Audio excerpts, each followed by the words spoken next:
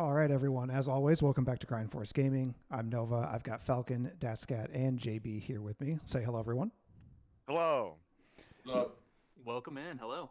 We are here today to talk about the brand new game that just came out. And it's pretty rare, I would say, to find yourself with your hands on a game that just came out that same day, especially when it's a mobile game. I feel like I'm always finding games like 3 years after they come out, but this was day one, so this is very exciting. And of course, I'm talking about Street Fighter Duel. So we are going to be getting into some hot topics for this, things that you definitely need to know when you're starting out. This is quite similar to other games like Hero Hunters, X-Hero, AFK Arena even, and Marvel Strike Force. This is a collector-based game, collecting heroes and collecting gear so that you can upgrade your teams, and then you can more easily move through the stages to get higher idle rewards.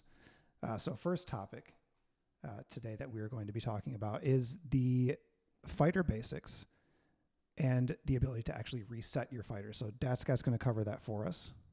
Take it away. Yeah, guys. So I've played a lot of games that are a lot like this particular game so far, and only being a few hours into the grind, I can already see similarities between other games that I've spent a lot of time on. And one thing that I've noticed is that this is faction based. So there are three factions. You have the fire faction, the wind faction, and the lightning faction. There are two other factions that I haven't gotten into yet, so I'm not going to speak on those. But I think for anybody starting this game on day one, it might be a good idea to focus on one faction.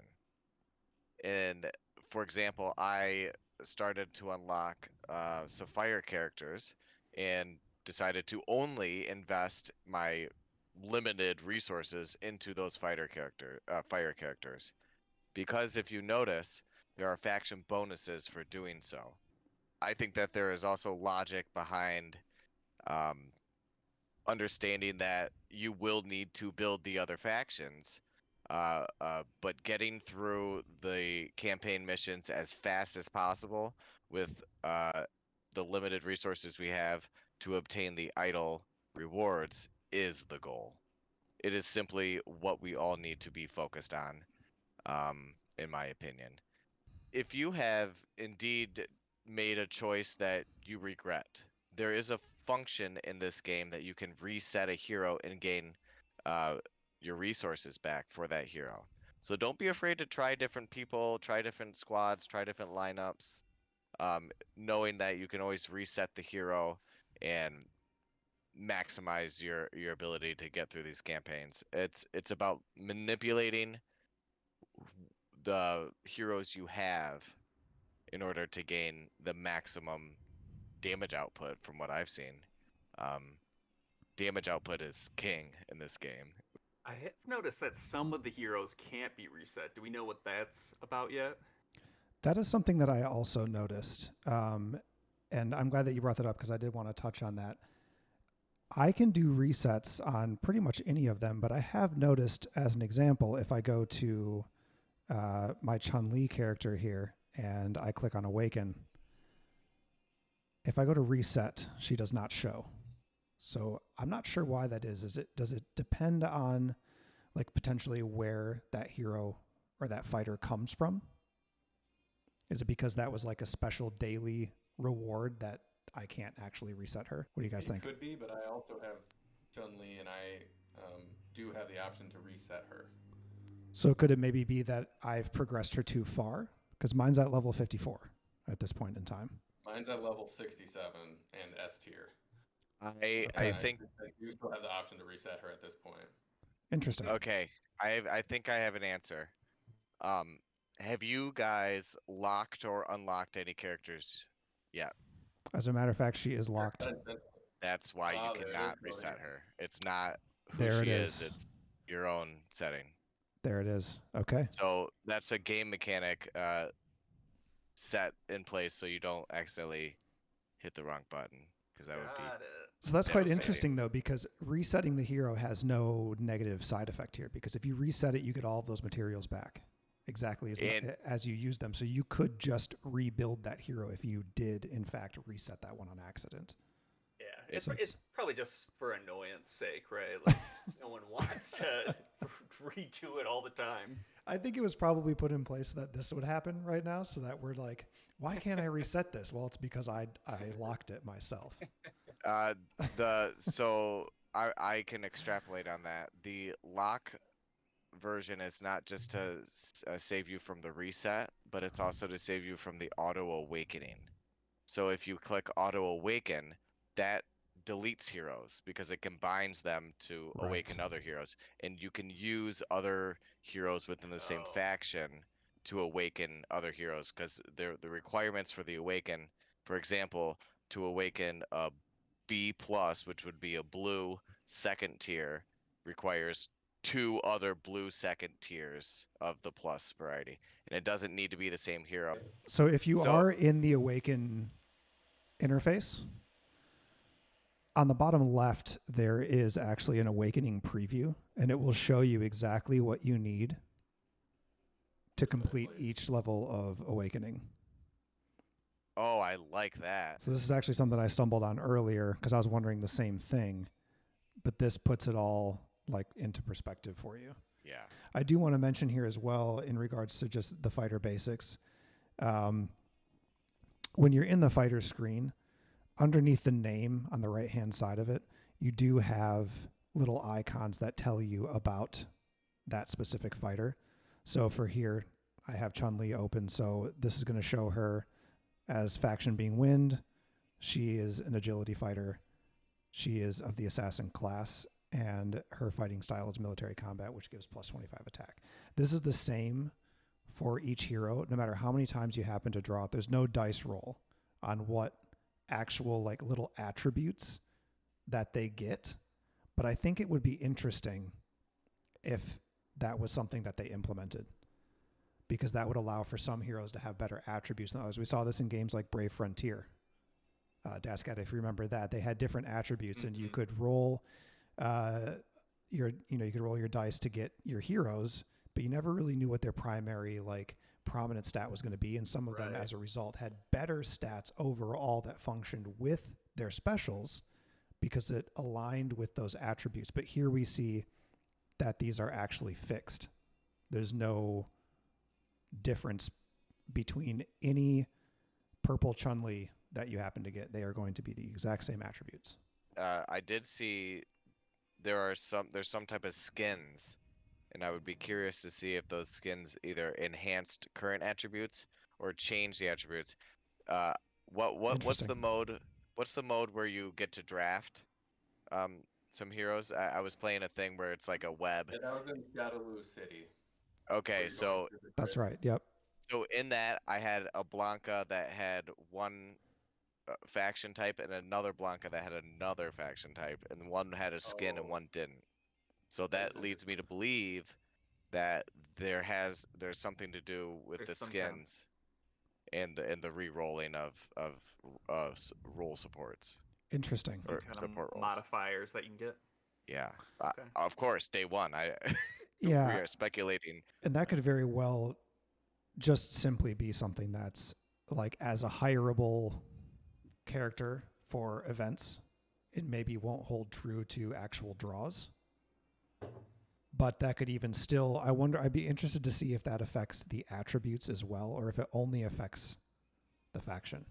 Like the faction might be different for a different skin for Chun-Li, but maybe her fighting style still remains the same. Interesting. This realization comes from me simply being a lover of stats-based games, and I am always just kind of looking for that complexity or that like next level integration into the games where you have like more of a flexibility on how the characters function and how you can maybe have an edge on somebody later in the game. So I was just kind of interested to see that some of these things don't function the way that I kind of expected them to. Maybe that's something that they'll change later as time goes on, or maybe they'll keep it simplified like this. So let's hop into a challenge here real quick just to go over the interface that we have, just to show a little bit of the functionality here. They have everything laid out quite nicely. In the top middle, you have your power on the left, and you have the opposition's power on the right. The little circle icons beneath that show you what DatSkat was talking about earlier, the difference in factions. And as you can see here on the right, you have the typical triangle where one deals more damage to one and takes more damage from another.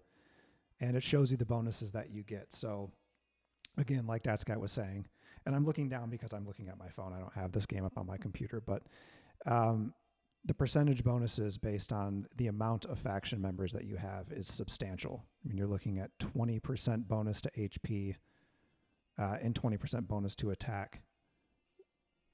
Percentage-based stats are always key in games like this, so you don't want to miss out on these things. There's also the Master Faction, the Infernal Faction, Legendary. We don't have any of these right now, so we can't really get into that. But this is where you can find that information. On the top right-hand side of the screen, you're going to find the entire lineup for the enemy team. On the bottom, you obviously have your heroes. You can click around here to categorize the heroes that you want to choose from for your build based on the enemy's build, because right, we have our faction options here. So here I can see that they are all of the Thunder faction. So it would be best for me to use the Wind faction to combat that. So you can click on your Wind faction and choose your heroes from that accordingly. You have the ability on the top lane here, just above my 4, to add an assisting fighter. I only have the ability to add 1 right now, and they give a percentage increase in stats to the hero that they are tied to. This is interesting because I noticed, due to resetting some of them earlier, that percentage boost is not based on the hero that's being assisted, but on the hero that's actually doing the assisting. So if I were to level up this hero, right now it's HP 516 and attack plus 60. If I level up that hero specifically, then you'll see those stats increase. But right now he's tied to Cammy. If I increase Cammy's level, you're not going to see those stats increase. So you can't just have level 1 heroes like super buffing the hero that they're attached to. You have to level that character as well. On the top left of the interface here, we have your X moves. This is where you can choose them, and you'll see here I only have 1 unlocked right now. But as you progress farther through the stages, then you unlock a second and third slot to add additional X skills.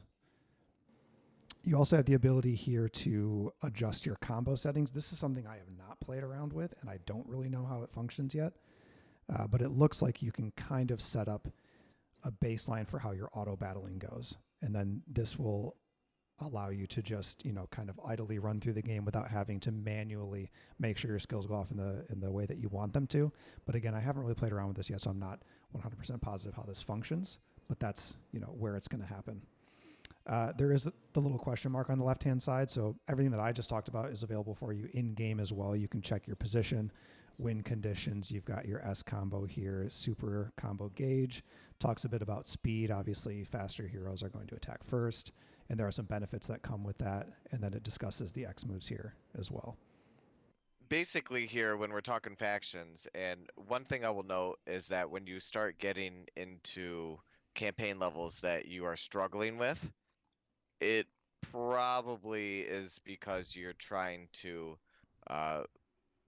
fight a bunch of, like, for example, energy heroes with fire heroes. And if you are like me and built one faction, this might be the time for you to think about investing in wind heroes, because wind beats electricity, and electricity beats fire, and fire beats wind in a triangle like that. So if the enemy, as Nova was pointing out in the top right of your screen before you actually launch the attack, the enemy is all electric heroes and you're coming in with fire heroes, you're at an immediate disadvantage. Now there are also bonuses for having the same faction. So this is where the game starts branching. So on the day 1 grind, if you want to get the maximum from day 1, I would suggest going into one faction. And then you're going to hit a spot where you need another faction. That's when you start saying, okay, at level 40 or whatever, I'm going to pause, save my resources, and start investing into the second faction. When you start populating that faction, and you're able to get past that particular spot in the campaign. Fighter bonds would be actually if you go into your fighters and you go to promote one of them, just below the character, there are 3 icons that show the fighters that are their bonds. And you actually get stat boost just by owning that specific grade. It's like a hidden little thing, right? Like Right. just some additional stats tucked away. Okay, this is what I'll say about bonds. The bonus for bonds is not something that a day 1 character should be shooting for, because the bonuses are like 3%, 2%, 1.5%, and this is something that you will just unlock over time. It's not something that I would sit there and try to advantage. So if you end up unlocking somebody and getting a bond, that's great. It's kind of a collateral of playing the game. So basically, the more you grind, The stronger you Or you get. grind. oh baby. But I guess Let's I would go. just be Who we interested to like. see if it keeps track of this historically, because if I upgrade my Cammy now to S, will I lose that first tier of stat boost? So like think you ultimately, like late game, do you want to, if you're using Chun-Li, have an A grade Cammy, an S grade Cammy, and a double S grade So Cammy it's so that gonna you give are a bonus for maximizing that? each one. I don't know. No, I I think don't know. I Or does I it just think give you the that- best? I think that once you've gotten it, it unlocks it. When you upgrade Cammy, both of those diamonds there will be lit up. Because you have the S grade Cammy. Even if you don't have an A grade Cammy anymore, they'll be lit up because that milestone's been surpassed. Correct. I see. So this is like a Mario Kart 8 feature where if you beat every cup on 150, it gives you the cup on all of the previous CCs. Sure. Yes. Yep. Just wanted to bring that in. That's a nice reference. I hope you enjoyed it. So let's talk about the gear really quickly. Each fighter can be equipped with gear that you will obtain throughout playing the game from various different modes. As far as I can see, a lot of different events are going to give you different types of gear. And each piece of gear has a type, which denotes who can have it. My Fei Long, his fighter type is tech, so I can only put tech gear on him. So as you're going through the shops, you might see that you can buy certain bits of gear. Just be paying attention. You don't want to buy a piece of gear that's not going to be equipable on the fighter that you want to equip it to. I've got Cammy up here on mine, and as you can see, I have a piece of purple gear, which specifically has that tech, and it has a faction bonus as a result. And I got this because I saw that it could be used on Cammy. Now, this can't be used on other fighters, like DatSkat just said. But you'll see as well with these purple pieces of gear, you can actually level them up. And I believe it is first introduced with the purple gear. Does anybody have blue gear that they've noticed that with? I don't think the haven't blue noticed it yet. gear is like that. I think it begins with purple. But I also don't think I have any blue gear on anyone that I could confirm that with. Yeah, the positioning in Street Fighter Duel is pretty standard, but there's a lot of interesting caveats that go into it that could really give some interesting nuances to the game. To begin with, you have your standard roles, your tanks, fighters, assassins, and support roles. Probably a couple other in there. But to start off, what you typically want to do is have your tanks, maybe strong fighters up front, then your damage dealers in the back somewhere, along with maybe support if you're going to use them. Now, another thing you want to think about when you're doing your position is the skills that they can do. Some characters that'll give a shield when you use their special, so you might want to put them up front. Some will just do more damage, or they could do more damage depending on the position that they're in. One cool aspect is that Street Fighter Duel has a force slot in the positioning. This fighter doesn't come out at first. It will sub for any fighters that go down. But the nice thing is it'll do its special move once a trigger happens in game. Usually, well, always one of the other characters doing a special should trigger that combo. So that's pretty sweet. We were talking to Nova earlier, and he was saying you want your characters with maybe an AoE or a CC to be in that fourth position. Do you want to expand on that maybe a little bit? I think it's because they're going to use that move immediately when they come out. This is something that Falcon could definitely attest to, seeing as he has Blanca already, because this was what made me realize this was anytime I came up against a Blanca, it seemingly was always in the 4th slot. Even the AI was running it that way. Yeah, I can take this for a sec.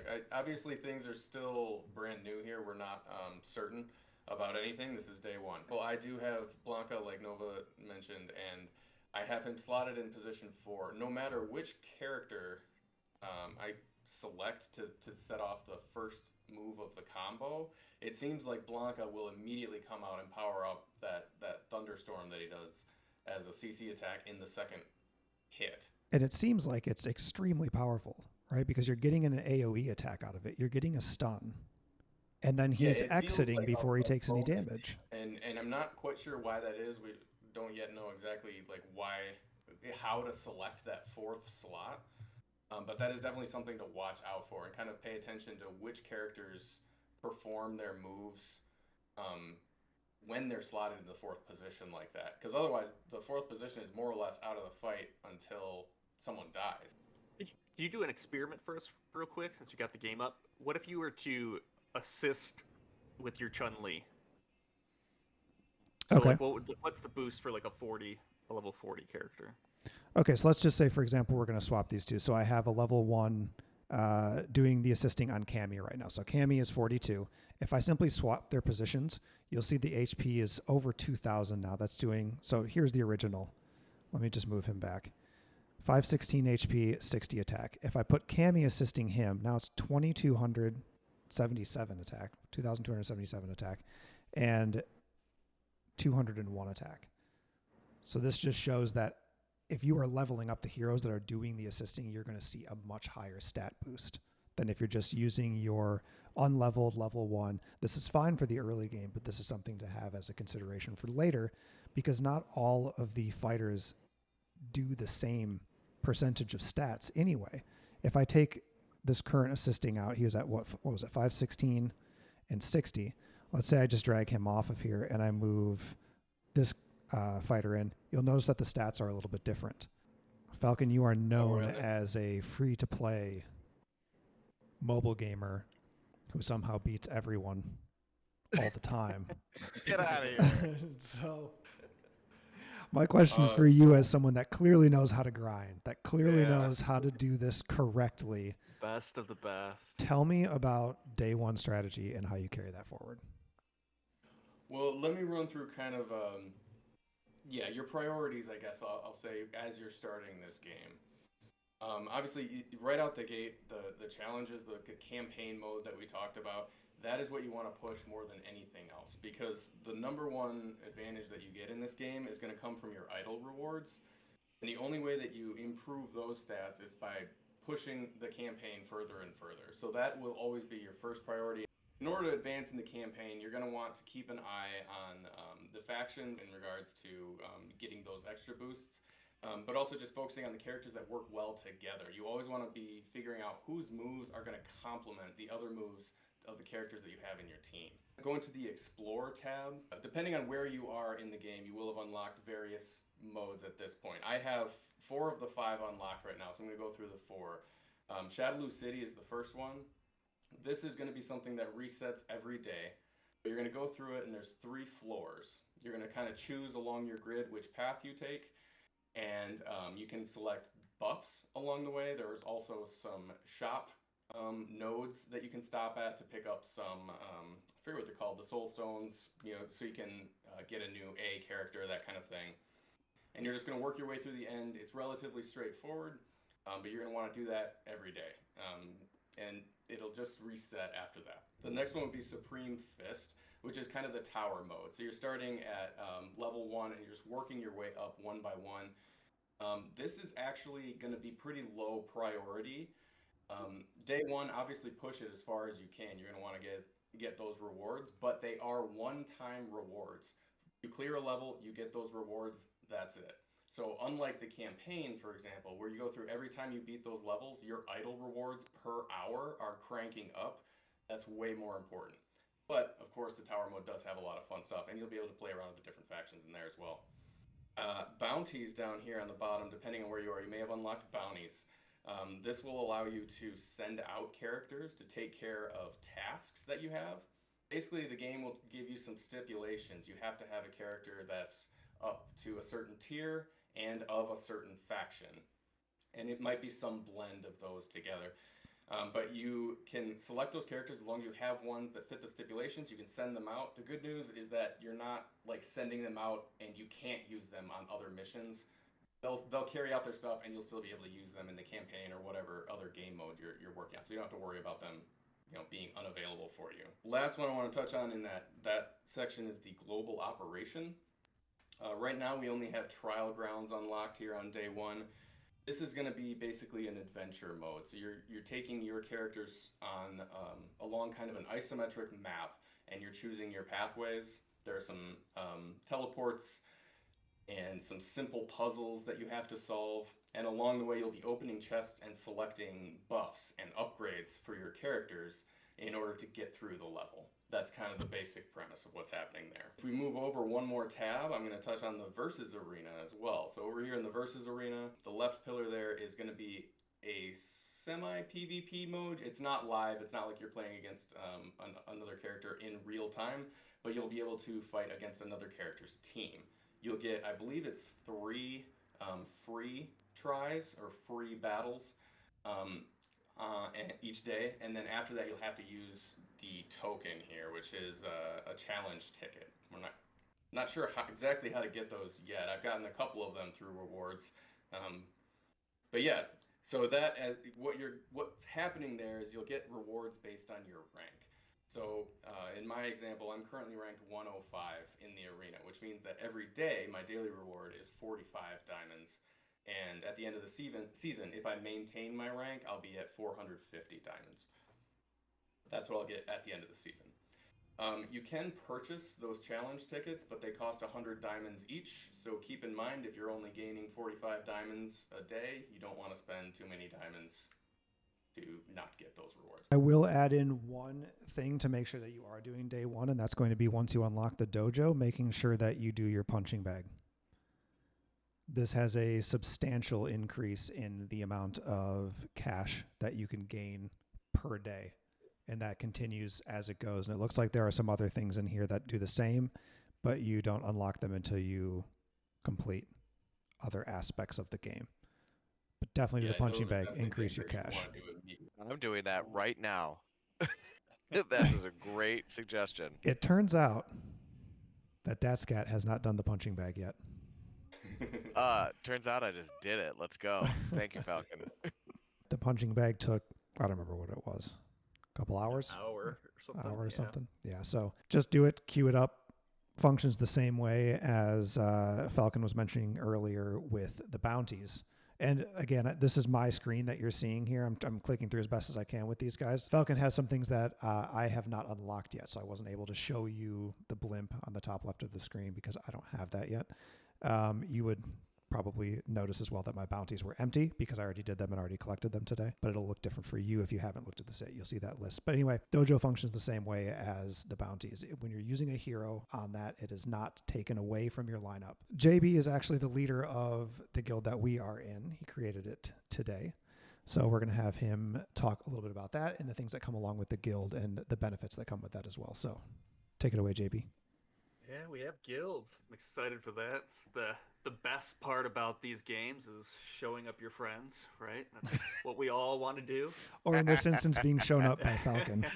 That's right. That's right. Guilds in this game function kind of how I've seen them in other games. Remind me a lot of Marvel Strike Force alliances. So you don't have to be in a guild, but like we've mentioned, there's usually a lot of benefits that come with it. Yeah, as far as finding a guild goes, it's pretty simple. You just go in, search for a guild. However, we did run into this issue, so capitalization matters. So it is case sensitive. So make sure you type the guild name in exactly for what you're looking for. There's going to be some special kind of events you can do with your guild. One being if you go into the Shadowlands, you can do the Trial of Blood, and there's rewards based on that. That's kind of a competition between your guild members, which is pretty cool. Usually, or at least in other games, I haven't seen that kind of intercompany battle going on, which is You'll notice here that Falcon has the highest damage as well. yeah, Oh, get out of yeah, here. as always. Actually, this might be one of my absolute favorite parts of the game. The inner alliance competitions. Yeah, Yeah. that's really cool. I would like to echo what you just said there, JB. Just like in other games too, you can donate to get extra stuff. In this case, you've got a guild shop, which is going to give you gear at a discount.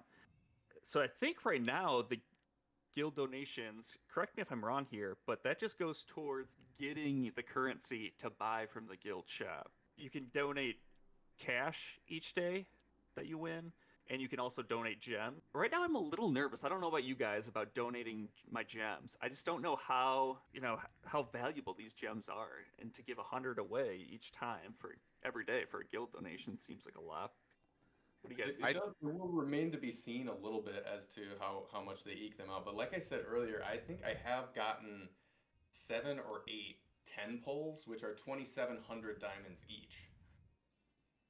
And that's just in day one. So that's a lot of diamonds coming our way. I went So ahead maybe and the did 100's worth it. I went ahead and did it, yeah. Okay, here's the thing. Let's say we don't do it. There are other guilds out there that are doing it. So that if future events come where there's guild versus guild wars or something to that effect, if we haven't leveled up via these donations, then we're instantly behind. Well, it's more, as far as I can tell, I don't see where our guild levels up from that. It actually does. That we get currency. So it actually does. Yeah. Okay. This is something that I just noticed as well, because I didn't look into this before. I just did it to get the medals for myself, because I thought that it's a better deal to use the guild medals for gear than it is for you to actually buy them with gems. This is something that I noticed just by clicking through the shop. It's cheaper to use guild medals for gear in the guild shop than to buy them with diamonds in the regular shop. But now that I'm looking at this a little bit deeper, guild donations, it says here in the rules, point number 1, guild members may increase guild activity points and earn medals by making donations daily. Okay. So we do want that. You for sure need to do the donations to get the activity points, because the activity points is what you would use to then, for example, if you go into Guild Shadowlands, the Path of Fire is unlocked with activity coins. We need 9,000 of them to unlock to start one of those. So that would be like in Marvel Strike Force, it's the Alliance raids. Yep. And if we're not get the keys. If we're not advantaging that, then we're falling behind. Right. So this comes down to what your guild has available for you and your other guild members to participate in. By not doing the donations, you are potentially limiting that guild's potential, which will definitely limit the amount of daily rewards that you can receive. I would imagine the things increase as your level goes. So how we have things set up right now, I wouldn't be surprised to see Guild Shadowlands give better rewards because you have a higher guild level. I don't know yet, but I wouldn't be surprised to see that happen. Recruiting to your guild to make sure your guild has maximum number of people to get maximum number of activity points to be able to launch more of these raids that require activity points. That's the name of the game with the guilds. Probably the most beneficial aspect of the guild is the guild shop. You can use coins here that you get through donations, probably through the events too, I'm guessing, the guild events. But you can get gear at a discount. It seems like the best way right now to get gear, at least most cost effective. The other way, I guess besides, as you're playing through the game modes, but your only other choice is buying with gems. But right now we can see we've got blue gear that shows up there. I'm not sure if this is going to change as we level up. I would hope so. So as JB said, he mentioned that it is a better deal getting gear from the guild shop, and that is definitely the case here. If you notice here in the general store that I have pulled up, the gear has an average cost of, let's just say, 200 to 230 gems for the blue gear. If we go to the guild shop, you'll see that it's, let's just say, 800. So based on your conversion of gems and cash to guild medals, you're spending less money in the guild shop using these medals to get blue gear than you would be in using the gems to get the blue gear. if you do the math, it basically equates to, let's just say it's 200 gems in the shop to get, in the general store to get a piece of blue equipment. If you have the guild medals, it actually is a lower gem cost. If you do the conversion, if you do the math, it's only 160 gems. So if later in the game you're not getting as many gems as you happen to be here day one, because I think we've all been getting quite a bit, it would be more cost effective and it would save you a lot more time if you simply do your guild donations, and then let's say every other day you're able to just get a piece of blue gear. You're saving yourself 40 gems in theory, as just like a rough basic math for this. So the dismissal shop is right below the guild shop. If you go to the shop tab down the main menu, bottom left, dismissal shop is the third one down. We have a few options here. The currency used is soul shards, which you get by dismissing characters. So anytime you do a draw and you get those disappointing C tier characters, you can dismiss them and get currency for this shop, and then you can use that currency to buy, heroes you actually want. So like right at the top, at least for me, it might be different depending on where you are in the game, but at least for me, up on top I have 60 A-grade fragments for sale for 18,000, for example. So that would be enough to summon one A-tier character. It takes 60 shards if you're doing it with the shards like this. Same thing with the blue ones. If you get a B-grade fragment, you'll need 60 of them. And they're sold in packs of 60 in the dismissal shop here. You can also buy specific fragments if you're going for a hero in particular. I currently have Rufus, Dan, and Rolento as options to specifically purchase. All right, so last up, we've got the city shop. The currency is city tips. These are what you get when you play through the Shadowloo City. And this is actually kind of interesting. As I was playing through it, you do get different amounts of rewards depending on the nodes that you select in Shadowloo City. So for example, you might want to stop at the shop and see what they've got available there, or stop at one of the areas that will restore health and things like that. But you don't earn any of the currency for landing on those nodes. And so you're kind of skipping and missing out on some potential rewards. If you're able to push through all enemy nodes, you would actually get more rewards for doing that if you're able to. Just something to keep in mind. Otherwise, the primary thing that I think people will be using this shop for will be to get particular hero shards. In particular, Jury has been... Hi, Balto. Sorry, my dog is howling at me. Jury, in particular, seems to be a really high-level, high-rank, high-tier character, however you want to think about it. It takes a full 150,000 of this currency to get even one copy of her. So you'll probably be using this shop primarily for those hard-to-get characters that you can't get in any other way. You could also go down and purchase 60 B-grade fragments again and get a single pull. I kind of figured that's not going to be worth it. Again, day one, we'll wait and see. But my guess is that most people will want to save up their shards and get those high tier characters. I would like to note as well on this, just to touch a little bit more on what Falcon just said about saving them up. You do have certainly a lot of options here, but I think saving up for the Jury fragment would be a good idea, because by the looks of it, if you go into Shadowloo City, it says 27 hours until reset. So I'm guessing it's probably a 48-hour reset on the actual event itself. So in 2 weeks, you would have enough to get Jury, basically, more or less, right? That shop has a month-long reset. You can reset it for 1,000 gems, but if you're just saving them for the higher tier things, there's really no reason for you to be resetting it and spending your gems on that. But it's not like that long of a time frame to save up to get a hero that is clearly one that the game is valuing higher than the rest of them. There's actually a really easy way to get gems in this game as well, and it's kind of hidden. I didn't notice it for a while. JB did, so tell them your secret, JB.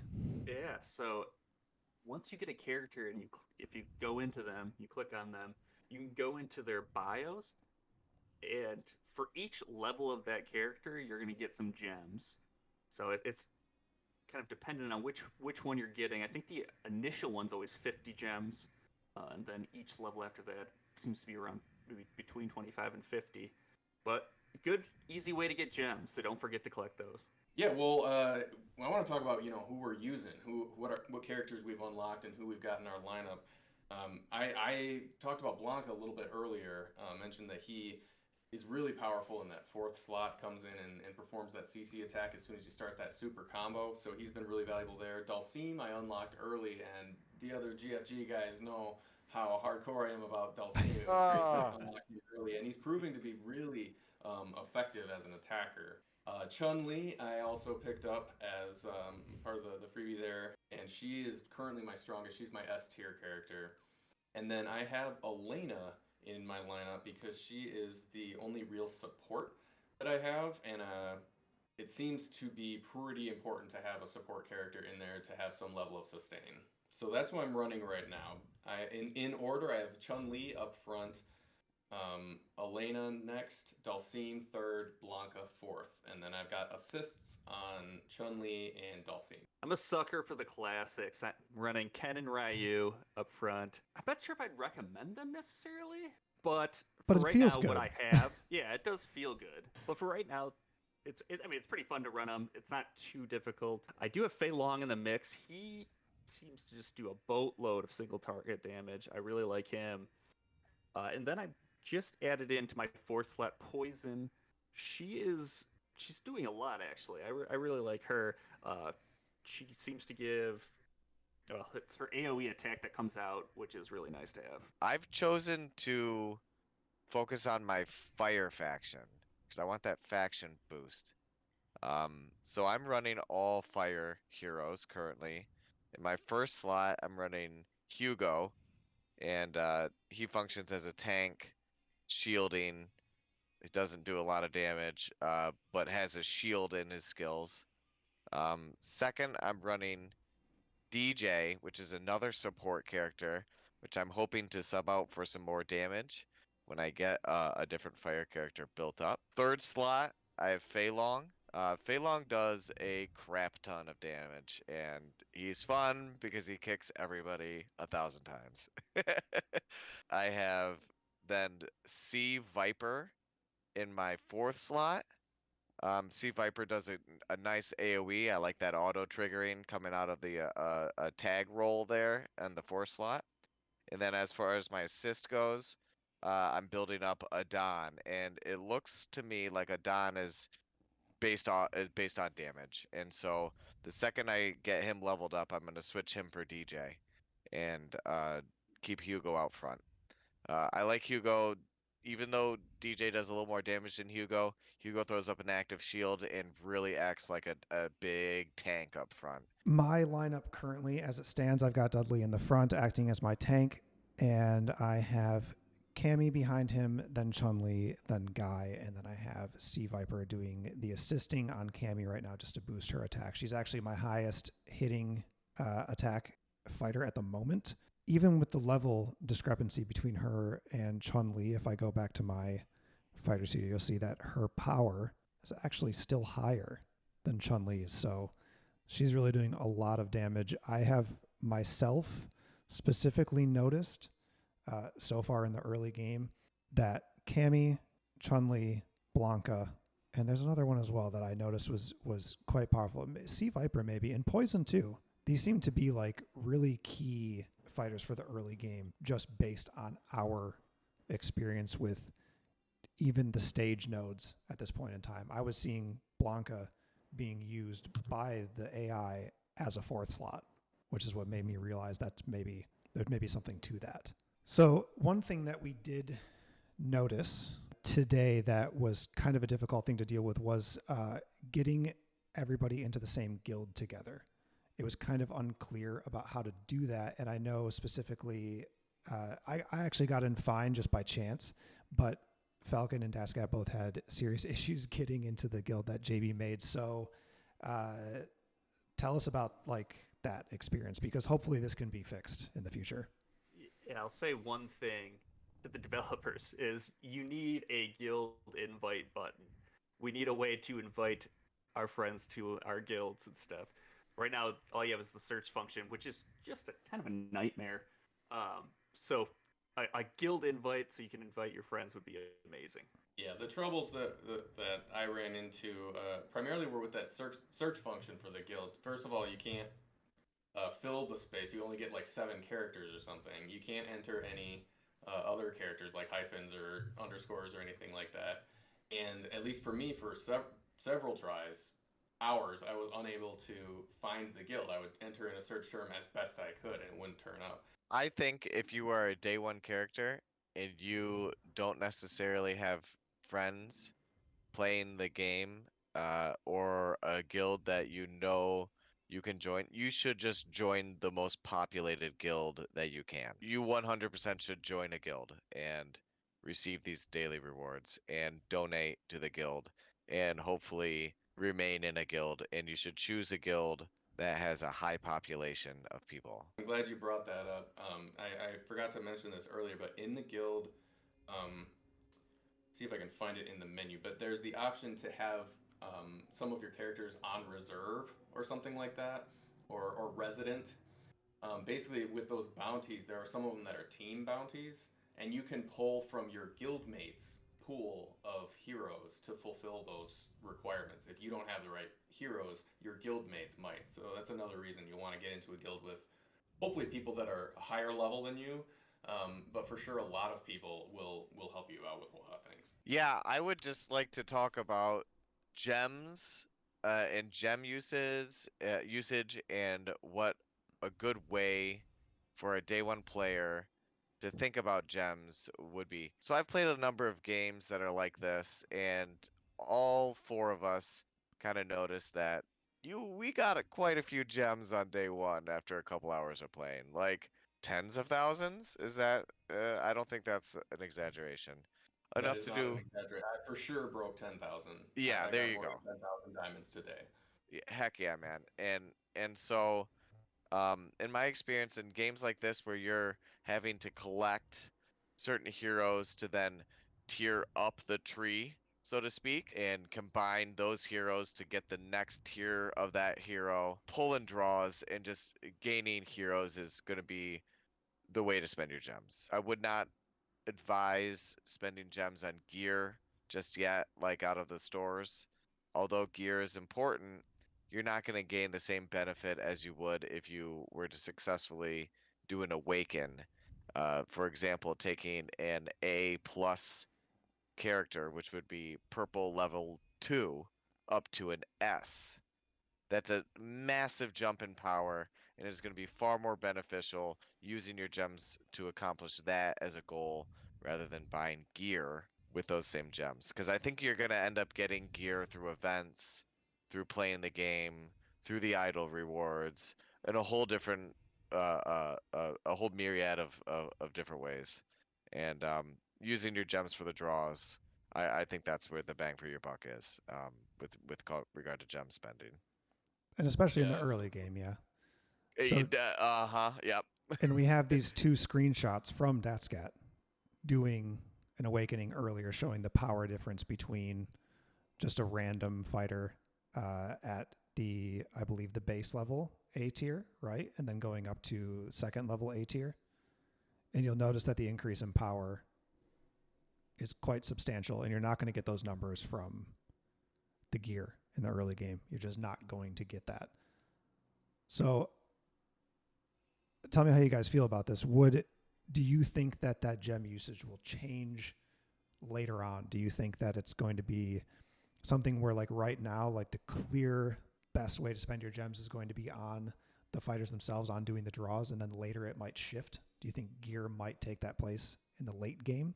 That would be my guess. If not gear, something else. Eventually, we're going to run into a different bottleneck, basically. The thing that holds us up from advancing generally changes as you move from early game to mid game to late game. I expect that we'll see that. It will remain to be seen, but I would say for a lot of players, there will come a point when it is when the cost of drawing those characters is no longer worth the amount of value that it was before, as opposed to new purchases that you can make. Probably gear or even abilities that we don't know about yet. But that would be my guess, is we'll start to shift the more you play the game. As you move into the late game, for example, that might be the moment it happens. I would suspect that what it's gonna look like is when you get up to like S plus plus plus, and you're trying to get up to that red tier, that you're going to need certain materials that are purchasable with gems, and you're gonna need a lot of them. And whenever those pop up in the store, you should be picking those up. And then that's gonna be the fastest way that you're gonna be able to get a specific hero up to that next level. And that's so that in my experience with games like this, that's your mid game, right? Is you have stopped spending your gems, as Nova suggested, on gaining a massive amount of heroes to level up, but rather using those gems to level up certain heroes via certain materials that are only available with gems in the shop, maybe even in the guild shop. And we don't even know if those shops are going to start showing purple level gear. Those shops Yeah. might only ever show blue level gear. And I'm not spending my money on my gems on blue level gear. I'm just not going to do it. A lot of unknowns at this point that we'll just need to wait and see how things change around. We haven't even experienced one daily reset. Right. Mm-hmm. Yeah. That's why this is so much fun. These shops are Right. one-time deal. Yeah. Speculation is everything right now, for sure. That generally is the bottleneck of these types of games, though. To take the hero from an S to an S plus to an S plus plus is going to require certain upgrading materials. I don't know what Street Fighter is going to call them, but This game is already fun from day one. I can only imagine it's going to become more fun as the time goes, to become more exciting as well. So we have a few options. I'd be interested in hearing from all of you what you think or what you'd like to see us do next. We can do the X moves breakdown. We talked about not doing that in this video because it's just a lot to unpack. Deployment tactics. We could do Shadowloo City, battle boost recommendations and playthroughs. It's not super difficult in the early stages, but I can imagine it gets more and more difficult as time goes. Gear stat relevance, right? What we want to focus on gear. And then also we could even go a little bit more in depth about gem use optimization for free-to-play players.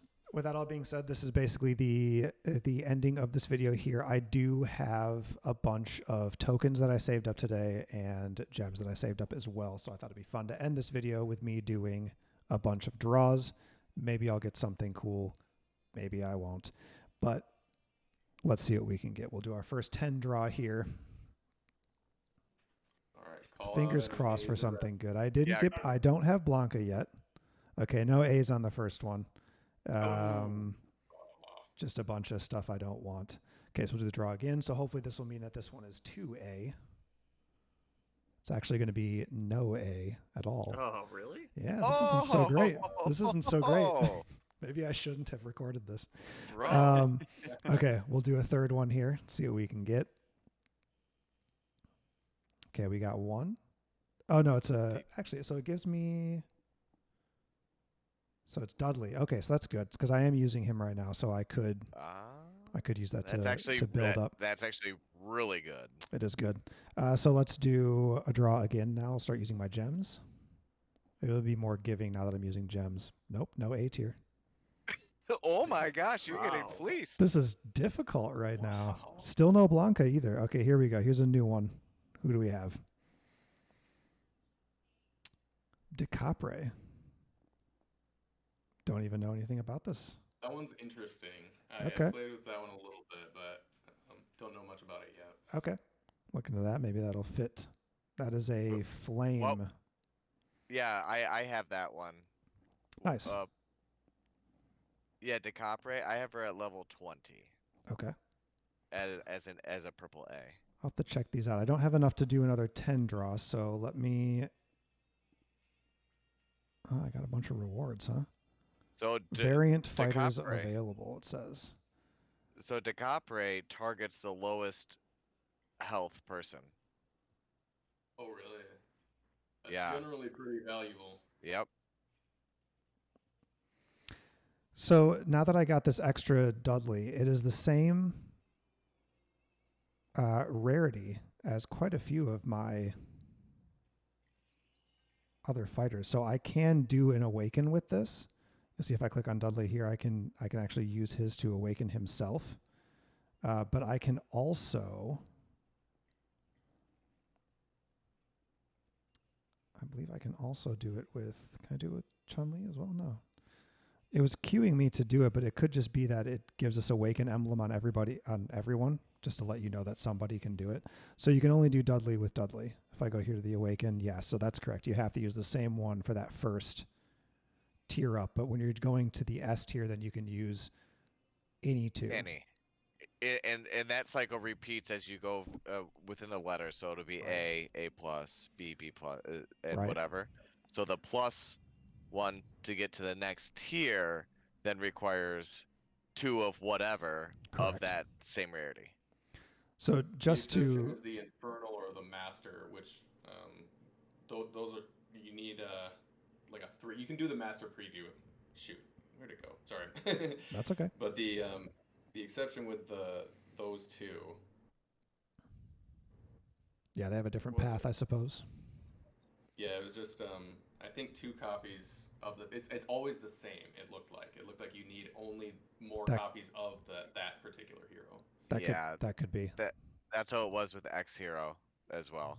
Okay. The game X Hero. Right. So just to show what we were talking about before, my Dudley is currently at power level 6329, and now he is at 7423. These are stat boosts that you are not going to get from gear. With your gear. This is exactly why DatSkat said what he said. Put the gems into the heroes, put them into the draws now, and then gear later, I suppose, because this was a 3,000 HP increase almost. Yeah, that's 2,000. Come on, man. So 2,000 HP increase.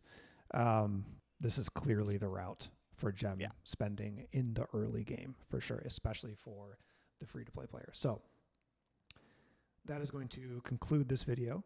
But as we mentioned before, there are some other topics that we could talk about. So if you do want to see those, please put that down in the comments. Let us know what you'd like to see, and we will tackle that later.